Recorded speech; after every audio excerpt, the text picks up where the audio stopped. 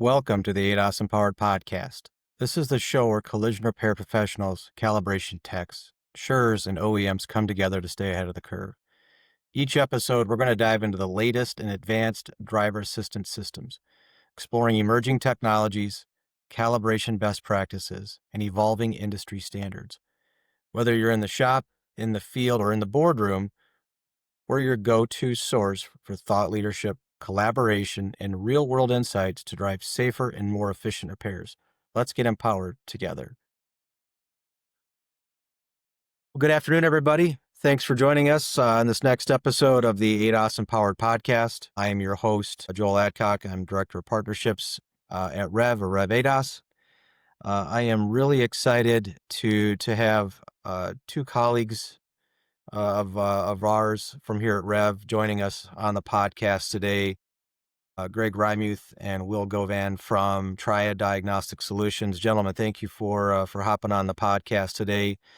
For those of you out there that have not had a chance to subscribe to the podcast, you can find it on any of your favorite podcast channels or streaming services between Spotify, Apple Music, Amazon. We also have a link out on the ADAS Empowered community to our YouTube page, which includes all of the previous recordings.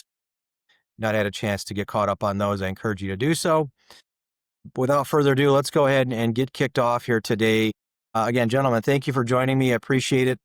Looking forward to our conversation here over the next 45 minutes or so. But if you want to go ahead and introduce yourselves, Greg, I'll have you go ahead and go first, and then we'll follow up with Will, and we will some ADAS topics here.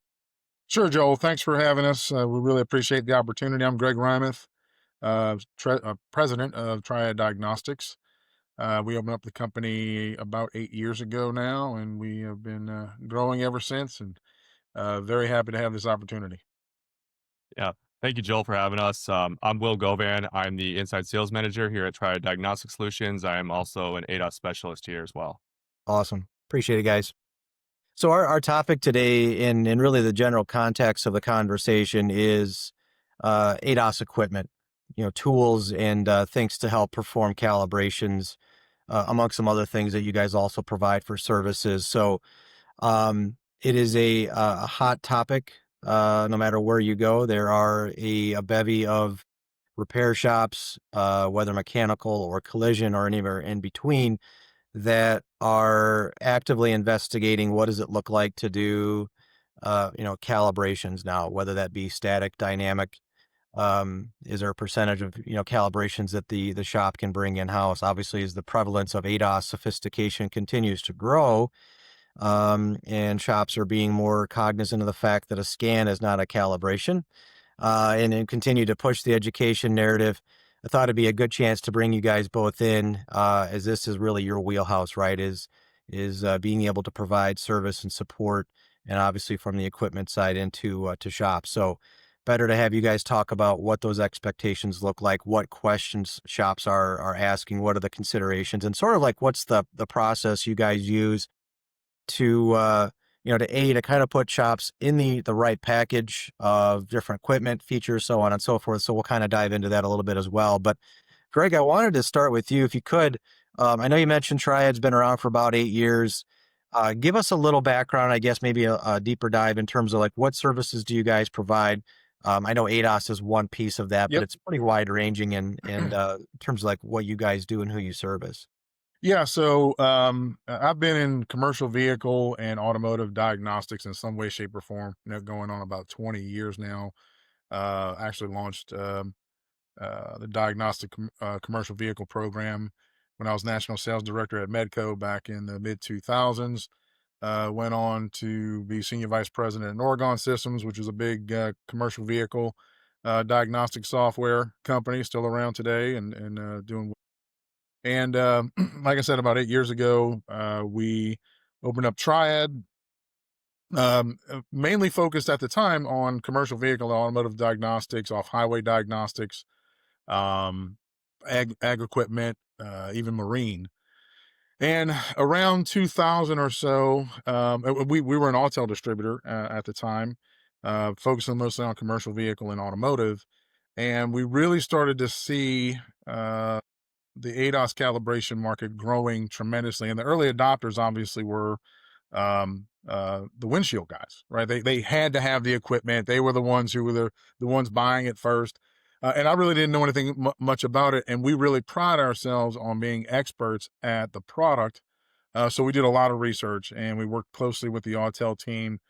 We worked with some consultants. They came in and did a lot of work with us just to get us up to snuff on the actual opportunities in the market, the different products, the different types of calibrations, all the different things that we needed to know to be successful, and make good recommendations to customers. And then, fortunately, Will was already in my sales operations team and jumped in and said, "Hey, I want to be the guy." And he has been the guy. I mean, I would put him up against anybody in the industry as far as his knowledge on ADAS calibration equipment and qualifying customers. He's just taken it and run with it in a tremendous way, and we're really lucky to have him on our team. I appreciate that. Yeah, I agree with you. I think the opportunity within the glass space, it seemed to be really that initial broad reach into the ADAS side and the forward facing cameras. I mean, it presented opportunities that glass folks saw, like visually saw, right? And now they're like, well, what do we need to do with these? So they started researching it a little bit further into it. That's great. I mean, obviously, Will, from your perspective, I'm curious, what did that learning curve look like initially for you? I mean, as I like to say, if you've not spent any time in this industry, it's really hard to understand, and you get into the complexities of ADAS technology and understanding really how it works, and then obviously from the equipment side, what did that learning curve look like for you, and like how do you kind of stay ahead of that curve today? Yeah, it's a great question, Joel. As Greg kind of touched on, I mean, Alltel has been tremendous at supporting us through this entire process. This was uncharted territory for all of us. And obviously, myself included, I'm relatively new to the industry. I've been doing this about 4 years now.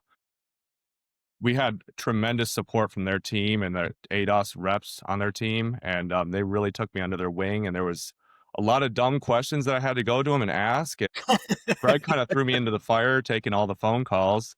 And so I just started learning more and more throughout my various customer interactions. And then, sometimes I wouldn't know the answer, say, hey, Mr. Customer, I got to get back to you on that. And I'd, make a quick call. And they were always, no matter how many times I had to call them, whether it's late night or early in the morning when they're traveling, I mean, they were always there to support me. And that's helped me tremendously. And then as far as, staying on top of things and staying ahead of the curve, I mean, I have direct communication with my reps now. I continue to have direct communication, going to shows, just subscribing to various publications in the industry. Rev being one of those. I'm on several Facebook groups, just trying to see what issues people are running into.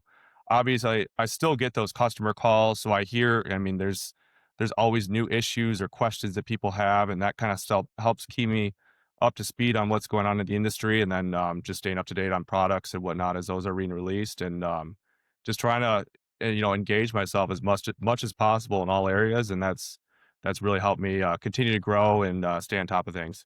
Love it. That's awesome. Yeah, luckily, I think, anywhere now you look around and ADOS is everywhere, right? Our Yep. conversation, there's resources or information. Obviously, you got to kind of comb through some of the noise to get to the right information as far as what actually is kind of going on, but it's certainly out there and it can certainly be its own challenge in terms of staying ahead of that proverbial education curve, but it certainly benefits you guys in terms of, having those candid conversations with shops. I'd give you the example here, a shop calls you and says, uh, hey, we were referred to you guys from somebody or from Rev or whatever. Like, what usually prompts that call, I guess, is my first question here. There's a few factors that go into play. I mean, one, everyone's in here to make money, and so finances play a huge role in that opportunity that people see there. A lot of times they may see, they're either outsourcing or just avoiding those calibrations altogether. So if they're outsourcing, they see how much they're paying, a third party for these calibrations. And they're like, well, I could be pocketing that. And, they bring their equipment in and they see that a lot of these guys can knock it out in 10, 15, sometimes it takes longer. A lot of they're knocking these calibrations out. They're paying several $100s per calibration for these. And like, well, shoot, I could do that myself. Mhm. And so that's one factor going along with the outsourcing as well It could just be inefficiency because you're not holding all of that in house. You're not controlling all of those variables. So you're relying on someone else and someone else's schedule to get them in house or to send those vehicles out to them. And it kind of screws with the whole workflow process. It can add a lot of delays. So between the profit and then just the efficiency of being able to do everything in house, that's typically what I see prompts to calls. Of course, there's OEMs. Obviously, OEMs are, there's more and more vehicles that are, requiring calibration. So that affects it as well. And then insurance, people, they want more documentation. These guys aren't doing the calibrations at all. They want to see insurance wants to see documentation of a repair being completed to OEM standards. So that plays a factor. But I think the biggest is the workflow process and the financials of that people are seeing. That's really what prompts the calls, most of the calls that I get. Yeah, there's um, no shortage of sublet companies out there, Mhm. certainly. As for as many body shops there are out there, there's the growing side of the ADAS business. I mean, there's certainly some big players out there. You've got some of the bigger national MSOs that have got their own internal um, sublet process or internal company, if you will. Then you've got some groups out there that are bigger in size that don't have any affiliation to an MSO, but they've got a visibility in a lot of states. But then you've got a lot of independent folks, 1, 2, 3 person operations that there's challenge in obviously in suppression of price at this particular point for them to be able to continue for them to grow. So it makes it really difficult. And they're out obviously visiting a lot of these same shops that you guys are probably talking to. And there's sort of maybe an overpromise, underdeliver mentality where the shop is going, hey, if this is the level of service that we seem to get from a sublet, maybe it makes sense for us to bring this in house. So certainly lines up exactly with what kind of you're saying as far as a broken process. There's opportunity to kind of control that vehicle from start to finish, capture more revenue, not necessarily at all of that revenue kind of walk out the door, but and then you're exactly right on OEM side. I mean, it's requirements are continuing to increase. There's certainly still a lot of pushback from the insurance company, uh, more and more it seems like, but makes a lot of sense, I think, for a lot of shops to investigate this. So you kind of get through that initial conversation with them. Like, what does discovery look like? I mean, what do you guys kind of ask the shop to really find out? Are they kicking tires? Are they serious about this?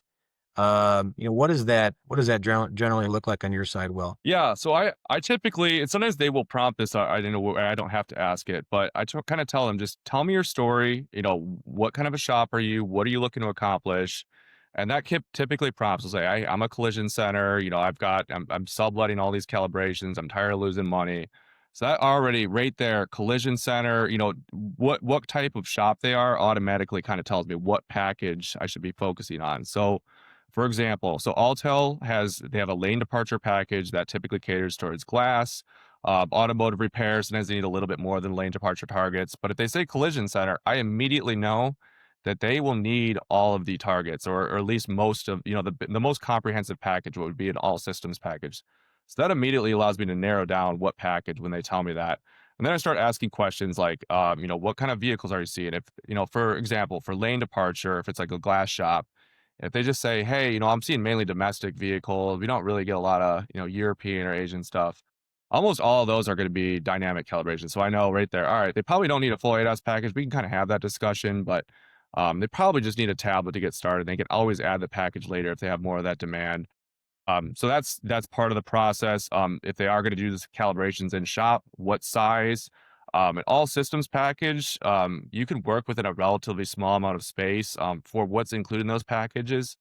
But there's additional oversized targets they don't include.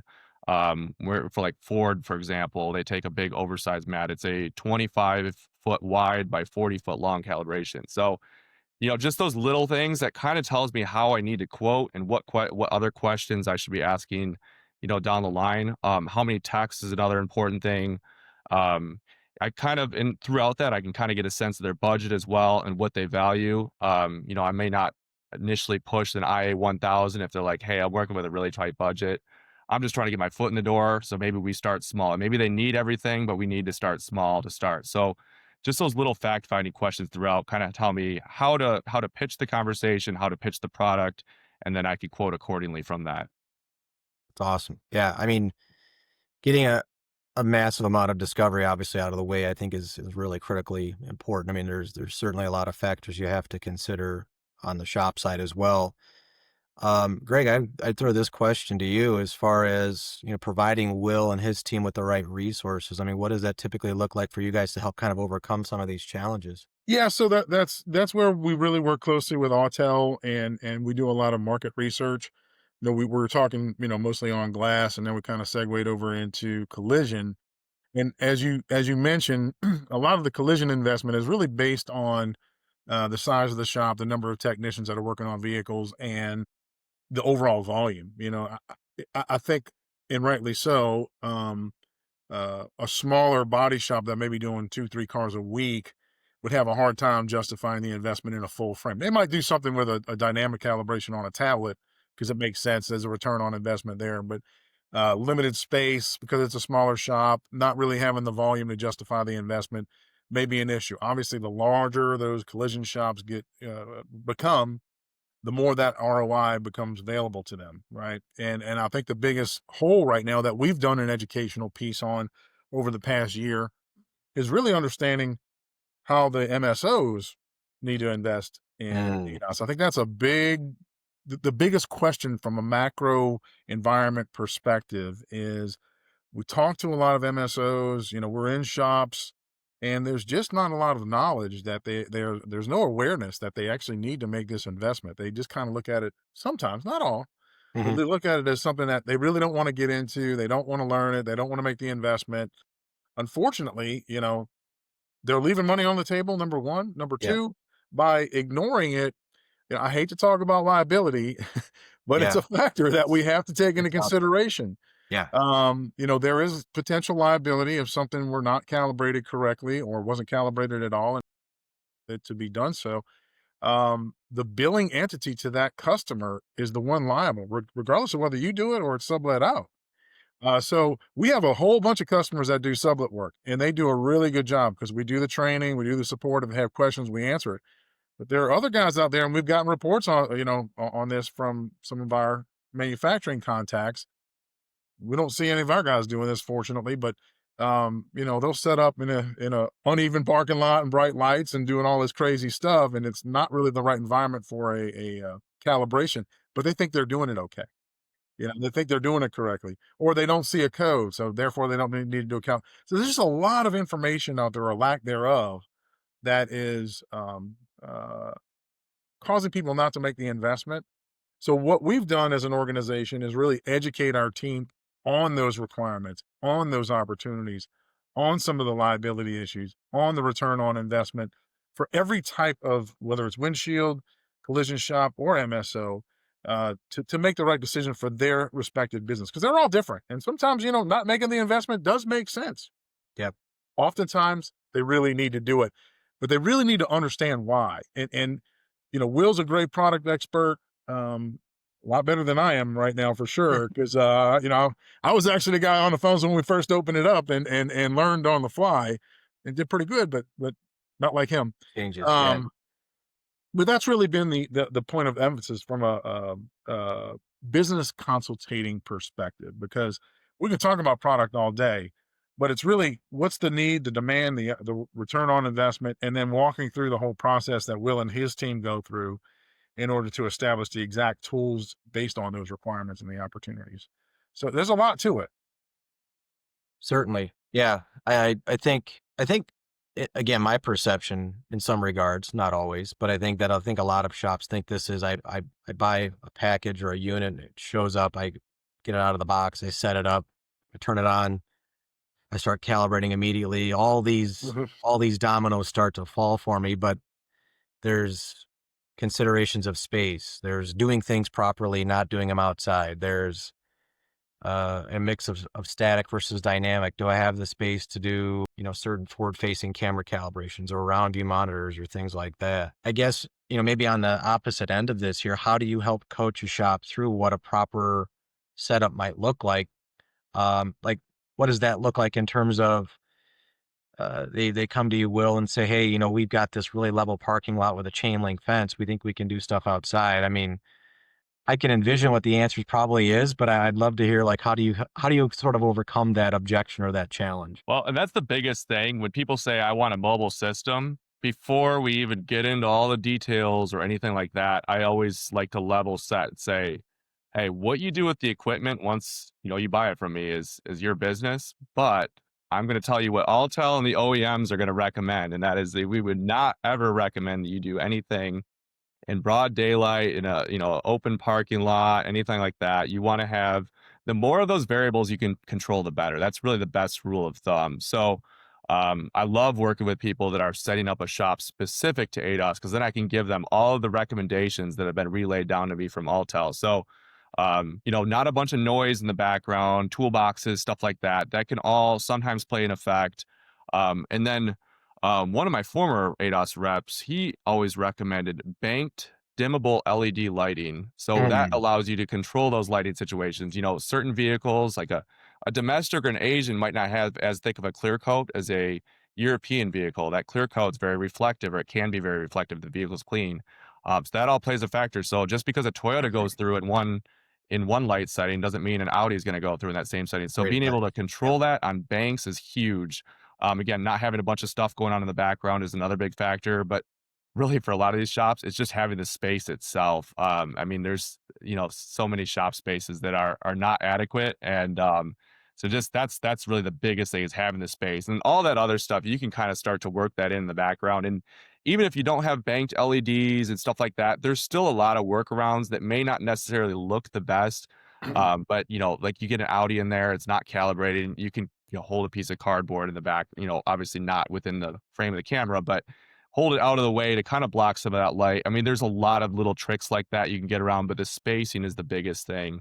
To make sure you have that right out the gate. And then obviously we don't want you calibrating outside. I'm never going to recommend that in good conscience, but some people do. I always level set it right out the gate if they say they want to be mobile. I guess that's great to hear because again, you guys are probably on some of the same social channels that I'm on, and I see where folks are maybe they're blindly naively doing things incorrectly. Like Greg, like you say, maybe they just don't know any different, right? And then they get punished socially for doing something that they haven't been taught how to do properly. So um, it's interesting, and I think there needs to be a place that they can go to where they've got proper support and resources as far as that training goes. I guess my next thought or comment and question is around percentage of vehicles at a shop can calibrate. And do you guys have sort of a baseline that you from your customer base of uh shops got a certain amount of area they can do calibrations, or they've got a dedicated spot and maybe they can do X% static and dynamics, and then they need to sublet out the rest. Maybe there's just too much volume. Maybe they don't have the ability to do that. Like, how do you guys typically handle something like that? Yeah. Did you want to speak on that, Greg? Or? I just want to add one thing to your question. Yeah. A lot of times, a shop, and we've seen this in the initial consultation, they envision that they need a really large space, and they need adequate space, but we really try to focus and get them to understand that they need workable space. And what's the difference between workable space and having a larger space? Right. Yeah. Well, the vehicle can move, right?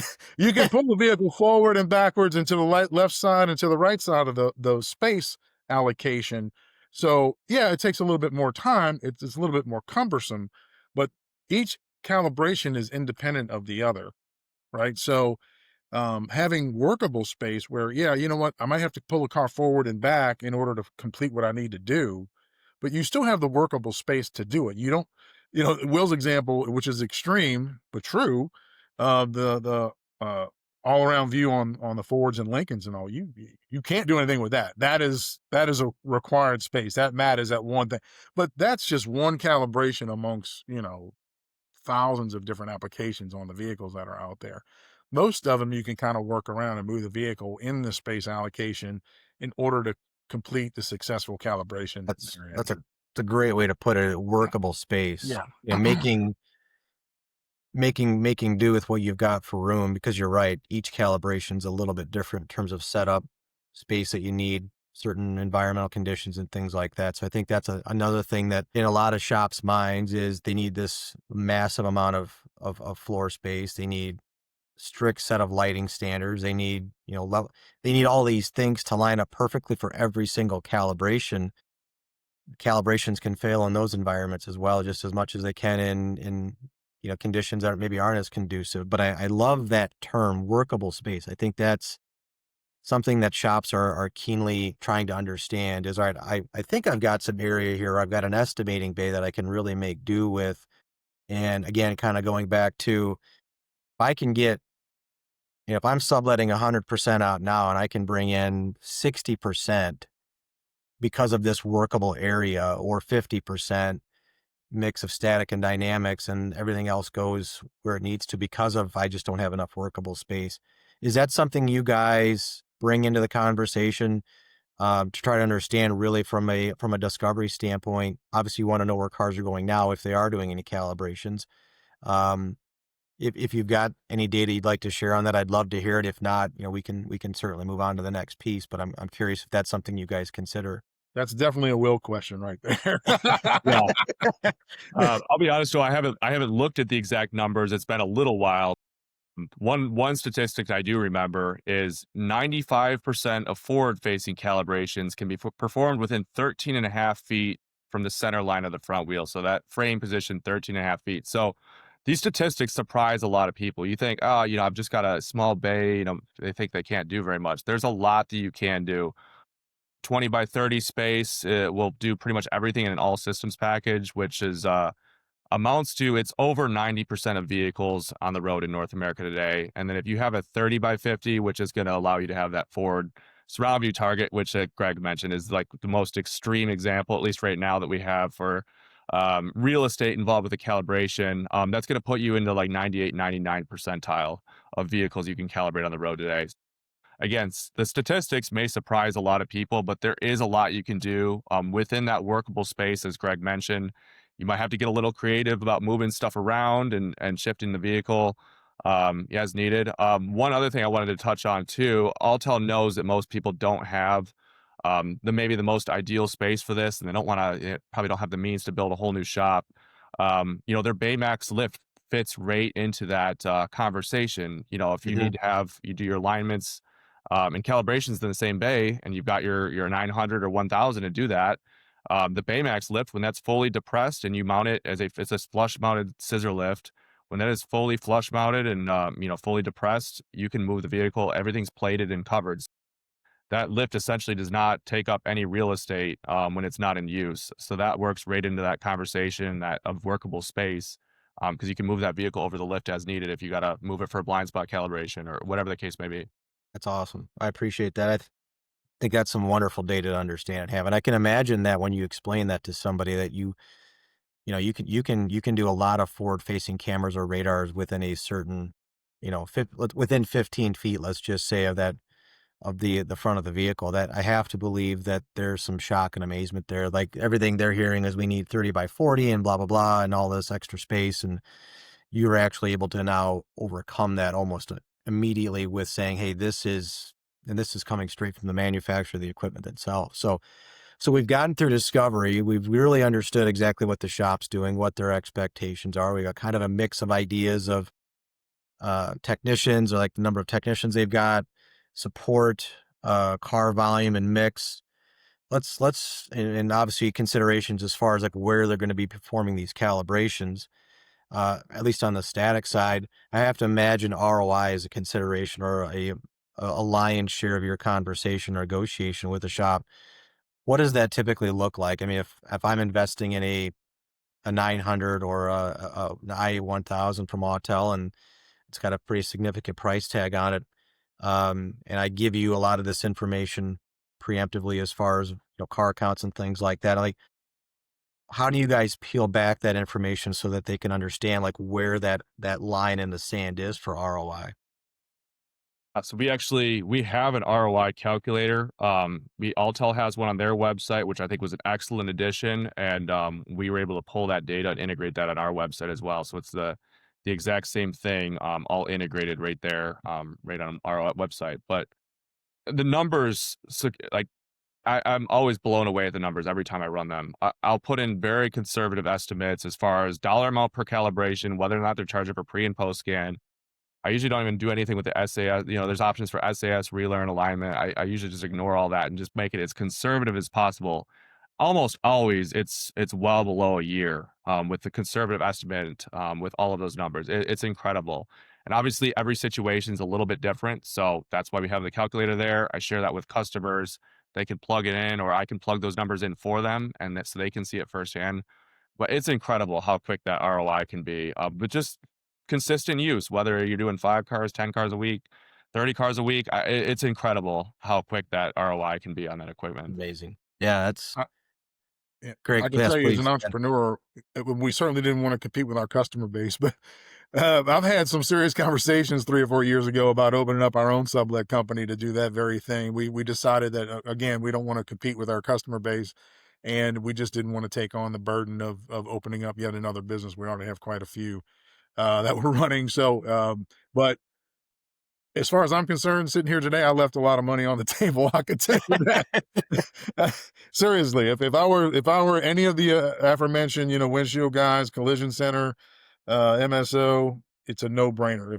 If I had an opportunity just to go open up a company that did sublets alone, it's a no brainer.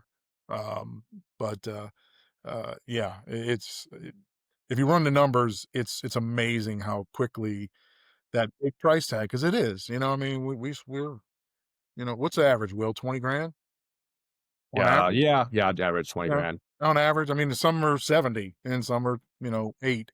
Just depends on what you want to buy. But regardless of what you invest in, obviously the bigger shops, the higher the volume, they're going to justify the larger purchase. But their volume and the amount of work that they're going to do is going to substantiate that investment. Just like the guy who bought the $10,000 mobile frame, who's out there doing windshields or sublets or both or whatever the case may be. So it's amazing. And I talk to our customers, and they usually have a huge smile on their face very, very quickly. It's amazing. Do they typically like go into the conversation thinking that they're going to spend, you mentioned like 20,000 is sort of the average you guys see. Their expectation is maybe 2 or 3 times that. Is that typically the expectation? What is their general expectation as it relates to price as they have these conversations with you guys? It really varies based on their level of knowledge on the industry. I have some people that have a high volume body shop and they see an MA600 Core 2 package on our website for $9,500 and they say, "Oh, wow, I want that package. That one's, 9,500. I can afford that." And then there's other guys that they'll think that you'll see a package and say, "Hey, I think I need this bigger package and I'm just doing glass." It's like, "No, you really don't need that." So it varies a lot. I mean, I think in general they're expecting to spend at least 10 grand, pretty much all of them. But sometimes they're higher, low. It varies across the board, just depending on how much research they've done prior to making the call. And one of the things I've seen that's surprising, and Will's given me this information, is that we have quite a few customers that want to upgrade the equipment. They I was made just the going to ask initial about upgrading. investment Yeah. in a base unit, the old standard red frame, whatever the case may be, or a mobile frame. All of a sudden, Autel's come out with some amazing technology with digital cameras and self leveling and all this other stuff. The integration with the lifts. They want to upgrade, and they literally will spend $25,000 with us 6 months, a year ago, and now all of a sudden they're looking at a $50,000, $75,000 setup. That tells me everything I need to know right there, right? Everything I need to know. So it's an interesting dynamic, and the frames, even the mobile frames, seem to be lasting fairly long. I mean, the life cycle of those things seems to be what, Will, 5, 6 years at least, maybe longer. Oh, yeah, and there's replacement parts, and Alltel just Mhm. rolled out their latest rollout Yep. of that mobile frame program. They're doing 3 years warranty on all those parts just because there are some wear items that inherently don't last that long. But even if they fail outside of warranty, you can get replacement parts for much lower than the cost of a new frame. I mean, it's really not that bad. So it's fairly easy to keep those up and running if you take care of them. See a lot of MA600 still out there in use. Mhm. A lot of folks that It's a are, great frame. yeah, doing mobile sublet. I mean, it's a workhorse, right? It's great to know that there is a part replacement program in place. So obviously those arms go up and down. They get wear and tear. Getting beat around from inside the shop or from inside vans as they are in transport. I think the ideal replacement Autel's eyes is the IA700, which is a little bit tougher to get in and out of a mobile van, but there are some folks that are actually doing it. They've configured some ways to get them lifted up into the back of a Ford Transit Connect and what have you. But um, no, that's great. I think that's the big thing that a lot of shops are looking at is, we know ADAS is in our shop. We know it's here. We see what we pay in sublet every month. We've got sometimes it's in some areas it's maybe a great experience with our sublet, but we're making considerations about how do we manage this in house. Or in other markets where I hear the sublet experience is less than satisfactory. So that this brings them to a spot where they need to make considerations because so many cars coming through their shop need a calibration of some sort. So we've gotten really through sort of the front end of this, and now we've got to considerations as far as the financial pieces. Do you guys work with any financing arms at all? I mean, is that something of consideration where a shop's like, hey, I don't want to tie up a bunch of cash into equipment. Do you guys offer anything from a financing standpoint? We do, yes. We work with a company called Vista Capital. The nice thing about them, I guess, just to backtrack a little bit, we used to have one-off companies. They were single source lenders, and they were great. I'd have, I'd usually have two or three at my disposal, sometimes more. Some would be, subprime credit loans. Some would be like A credit. But it just got clunky. Sometimes you'd hear one thing and then, they'd say their credit's one thing and then they get declined, or, it's just, or they'd see the rate and they'd say, oh, that's crazy. I don't want to pay that. And the nice thing now with Vista is they kind of bring all that into one. So they do all that work on my behalf. The customer only has to fill out one application, and then it's a soft pull on credit. So, they're not getting dinged on their, if they decide not to go that route, they're not getting dinged, but it'll shop multiple banks and they will find either the best rate or best odds of approval for that specific financial situation. So we've been really happy with them. They're integrated directly with our website, and I don't want to say they're experts in our equipment because that's our job, but they're used to working with our equipment and us. So it makes that a really seamless process for the customer when they fill out that application. They're the best communication company from a finance organization I've ever seen. They do a good job of giving us visibility to the process, and in turn with the end user who's making the application themselves. So they really know what's going on. A lot of times it goes into a black hole, and Vista doesn't do that. It's That's really awesome. good. Yeah. I can tell you I've worked in sales my entire life, and you could have the greatest product in the world, but if the transactional piece is a deep dark black hole that you just don't know what's going on, doesn't matter how good your product or service is. If that transactional part of it is not fluid and seamless and transparent and smooth, as you guys know, it's certainly a bad experience for your customer or prospect, and they may ultimately just go a different direction. I think that's important to understand too, obviously, is that you guys partner with companies that have, you guys obviously have your customers' best interest in mind. They also do. They have a shared philosophy of providing a great service that obviously benefits them. It benefits you guys, but then ultimately benefits the customers that are buying the equipment itself. Um, Walk me through, like, all right, I've got my equipment. It's been shipped to me. Like, what does it look like, sort of post sale at this point? What can I expect from you guys? Yeah, so that's we lean on Alltel a lot. It's a collaborative effort between us and Alltel.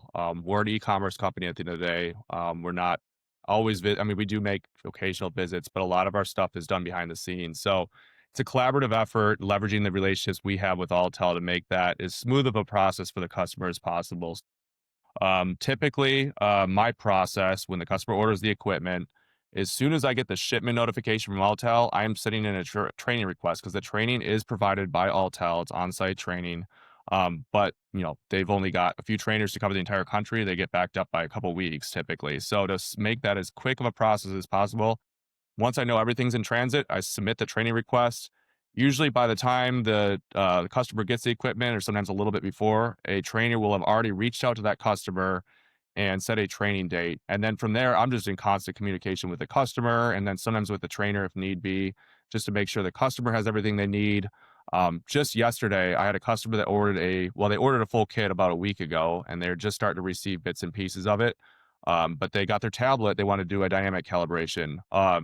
So I jumped right in. I got sent the customer a full video that showed them, a screen share of how that calibration went, from start to finish. And they still needed additional hand holding, which is fine. It's uncharted territory for a lot of people. Yeah. I got one of my contacts on Altel on the phone, had them call him, walk him right through that whole process.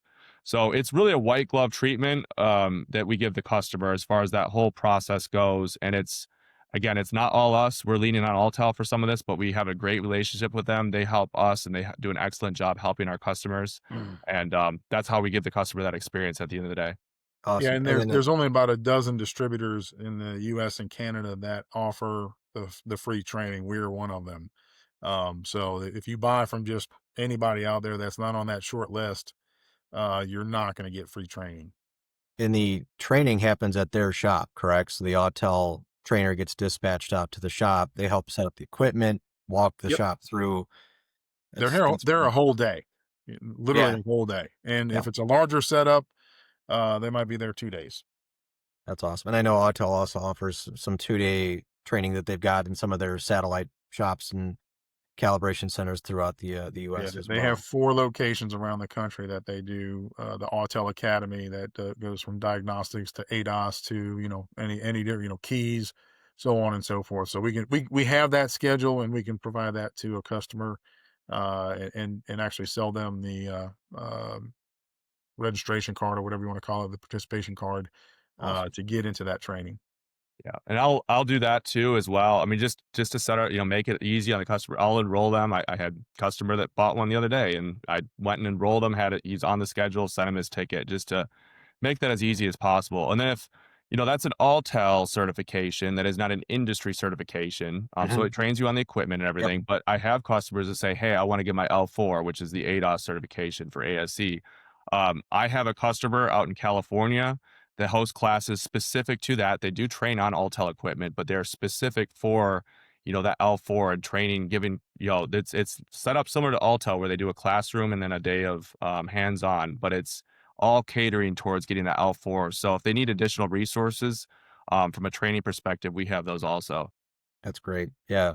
Yeah, because that's the key, right? Is we've got the equipment, we need to understand how to use it, and it's ongoing, right? This stuff Absolutely. continues to change and evolve and move really, really fast, and the more we can kind of bear to that training side of it and the education, the better that we're at in terms of when things fail or how to overcome certain challenges, and or for nothing else too, recognizing when calibrations need to be done, because I think that's still a critical and important piece. Um, Last couple of things here, guys. I really appreciate this. This has been tremendous. And again, I think, uh, again, with the amount of shops that are actively thinking about, where does this fit into what we business model standpoint of bringing some equipment in house, I think this can help, draw a lot of conclusions for them. So I certainly appreciate this. Question for you both here is like, what tools do you think are evolving fast? Like, what innovations are coming in calibration hardware and software that shops should look out for in the next year or so? Yeah, I could start on that. I'd say the biggest thing from a calibration perspective is just more and more automations. We saw that with the 900. Well, first it was a standard frame, and they added the cameras option to that, and then they started selling them with the cameras. So that took that was a huge leap in the industry as far as taking a lot of that time and energy out of the calibration setup process. There was no automation as far as where the targets were set or compensating for unevenness in the ground, and that's where over time, the more and more R&D they put into it. That's what went into the 900 frame, which it has a self-leveling crossbar, so it'll adjust for those variances in the ground. It'll set the targets correctly, with the press of a button. No manual input to do that. The 1000, which just was released, it was released at SEMA last year, wasn't made available for sale to the public until spring of last year, or of this year rather. But we saw more and more automation with that. So still with the 900, those fine tuning adjustments that you have to make, those were still manual. Whereas that 900, you more or less just get it into place, and it does the fine tuning, the target set. compensation for the grout, all of that's done by the frame automatically. So that's, I think we'll continue to see more and more of that. As far as the tablets go, we just had a whole round of tablets that have been released. So all of Altel's legacy ADAS tablets, 909, 919, and Ultra. We have Series 2 versions of all of those. And those were actually just made public, I believe yesterday. Those went live on our website. So those are now available. One of the biggest things from a tablet, obviously, it's like when a computer gets old, you need to upgrade it. So you're getting those standard upgrades in a tablet anytime there's a new tablet comes out. More storage, better processor, so on and so forth. The one thing that I saw, one feature I saw them add that I think is going to come in handy for these calibrators is DVI. Stands for Digital Vehicle Inspection. So when you're doing your walkarounds, you're taking pictures. There's an AI tool built into that allows you to basically detect damage that maybe the human eye or just in that quick process, you didn't necessarily see that dent or that scratch. DVI is going to detect some of those hidden damages, if you will, just to better cover yourself throughout that whole process. That's one of the biggest innovations I've seen. But again, with the frames, just more and more automation. I think, whenever the next frame comes out, I think we'll see even more of that on the new one. Greg, you want to add anything into that? No, Will did a great job, and like I said, he is so much closer to the product side nowadays than I am. I defer to him on that one. I love it. No, that's great. That's great. Yeah, I think the adage of, yeah, obviously with the MA600s, there's a lot of manual procedure and process as far as the static calibrations go with tape measures and chalk line and things like that. And for some shops, that's just their best process. But for those that are looking at potentially upgrading, I think automation is, you're right on, Will, that being able to now take and give back some time from the setup process. You go from half hour, 45 minutes of setting up the, camera calibration on a Subaru to now where you can do that in literally just a few minutes and a push of a button. It's in place and calibration's completed. I mean, it again, knowing that time is money in this industry, touch time is the most important thing as far as driving revenue goes. So I think that's right on as far as some of the big advances that I've even seen too. I'm really just amazed at what like Autel specific has been able to do with the 1000. Everything's a digital screen, no more targets taking up space in the shop. So be really interested to see how well that goes for them. But what's one question you wish more shop owners would ask before they buy equipment? It's not necessarily a singular question, but it's more of the train of questions or what they're focusing on. And that's that they focus more on the ROI and not the initial cost. Because I get a lot of people that will see, oh, I need a $30,000 kit, or I need a $40,000 kit just based on my fact finding. I'll tell you, hey, here's one or two options I recommend, and they balk at that. And then I get other customers where they say, hey, that's a lot of money, but I see the value in this technology and how quick and efficient and how much this is going to streamline my operations. Every time I hear that, it's like a breath of fresh air for me. It's like, this is my ideal customer because you're a value, and this is where we see that value. And I'm glad that you appreciate that. And also that they recognize the value that we offer. Like, we may not be the cheapest person on the market. You could shop online and find an unauthorized dealer that maybe has stuff for a little bit less. But when you recognize the value that we offer by supporting you through that entire process, that's another thing that I come to really appreciate. With talking, having these customer interactions. Awesome. Yeah, and to add on to that, there are other distributors out there, but one of the things that we really pride ourselves on is we have a very, very small product line offering. We do that intentionally. We really specialize in diagnostics, ADAS, key programming, key cutters, those types of things that are capital equipment, require a lot of training and support. And it's really hard to be experts at the consultative part of the sale to make sure the customer is buying the correct thing, making sure that everything works correctly when it's delivered, and the training, and then the ongoing support. I mean, just finding a replacement part for an MA600 can be very difficult. I've gone through the process. They made it a little bit easier now, but 3 or 4 years ago, it was hard. Yeah. Or any issues, RGA issues, whatever the case may be, or just having that direct conduit to the manufacturer, because I can tell you, we don't just consider Autel um, a supplier. We're actually really good friends with those guys as well. We socialize with them. One of their main guys used to work for me at a different organization, so I've known this guy for 15 years.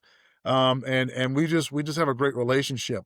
All those things matter when you're making an investment like this, because we Certainly. have the expertise to consult to get you in the right product, make sure that it's delivered and trained on correctly, and then make sure it's supported correctly, especially if there's an issue on the back end. And you don't get that from everybody. There's some great competitors out there that we deal with. We're friends with some of those guys too. It's hard for somebody who's selling 400, 300 product lines to be an expert at anything. We are. That's Yeah, our difference. the pool is way too deep at that particular point to Yeah, know yeah. all the different variables because that stuff gets updated so fast as well. It's you're a master of really nothing at that particular point. So I think that's great that you guys point that out is keep the focus where it needs to be at, stay on top of your game as far as understanding what those things can do and being able to relay that back to the shops as they're making those considerations. But um question to both of you, if you could spend 5 minutes with any shop owner in the country, what advice would you give them? I've already given it. No, I appreciate it. That's good. No, no, Anything else? I mean, seriously. outside of like ADAS and equipment, I mean, Yeah. there's Yeah, so the number one thing, and a lot of the automotive MSOs have done this. If anybody from the commercial vehicle world is watching this, we've done a lot of work in the past with the intake process and triage diagnostics to understand the true cause of the complaint and the appropriate correction. Right. Also, the way to upsell additional jobs by looking at a total diagnostic routine for whatever vehicle or equipment you're looking at or working on, to give that customer all the information outside of the complaint, if necessary, for them to make a service decision as well. I've worked as a consultant with Mack and Volvo trucks for years, Navistar, some of the independent uh, uh, repair facilities like formerly Dickinson Fleet Services, now Cox, on intake processes. Even some of the larger leasing companies like Ryder.